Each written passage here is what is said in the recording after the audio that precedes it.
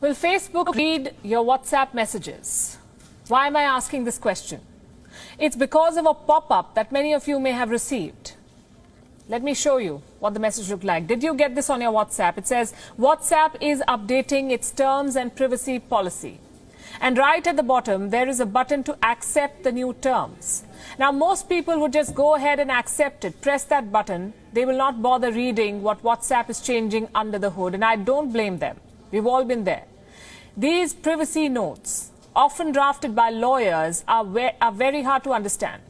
Plus, you don't really have a choice if you want to stay on the platform. They'll keep popping up and blocking your way until you accept. So you do.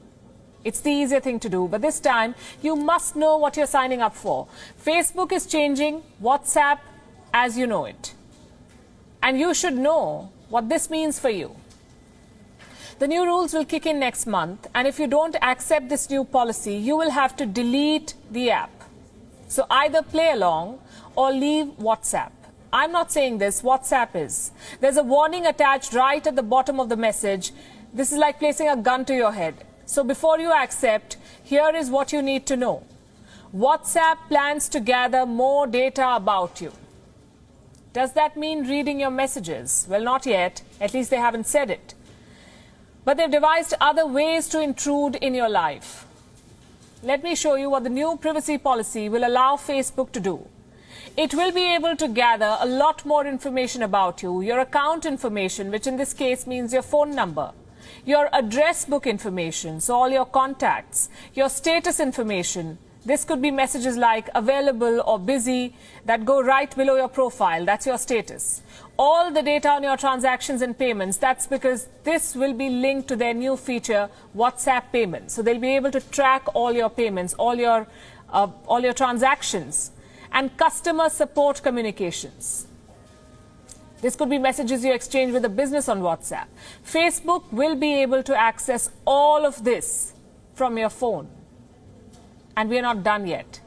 There is more information about you that WhatsApp could collect with these changes, this new policy, like data about your usage, the kind of phone you use, even your location.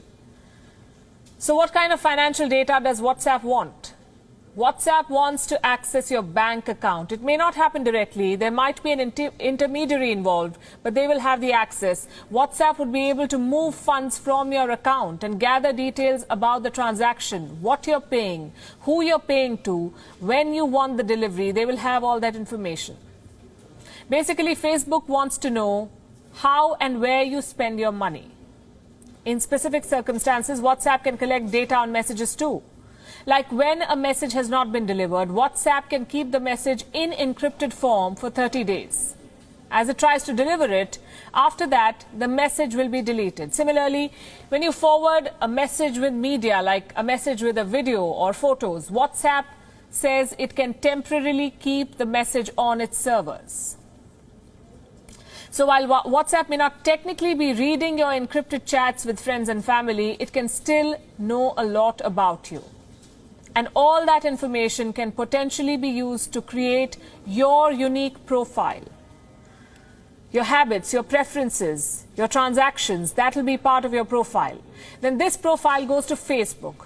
Facebook can share this information with other companies. Why do they want this information? Because Facebook is trying to make money from WhatsApp. So by tracking you and profiling you, this is what they will do. In India alone, Facebook has more than 200 million active subscribers, 200 million, which means potential data on 200 million citizens, 200 million potential customers. Which business wouldn't want this? They will know what you buy, how much you spend, what your preferences are, your address and contact details. These companies can target ads to you. It's already happening in a lot of other ways. Try searching for flights or hotels for your next vacation. The next thing you know, you will get hotel suggestions, flight options, even ads featuring restaurants where you can eat during your holiday. How does this happen? They're tracking you. What does all of this tell you? Nothing is free in this world. It applies to WhatsApp too. You think it's a free messaging service. It's not.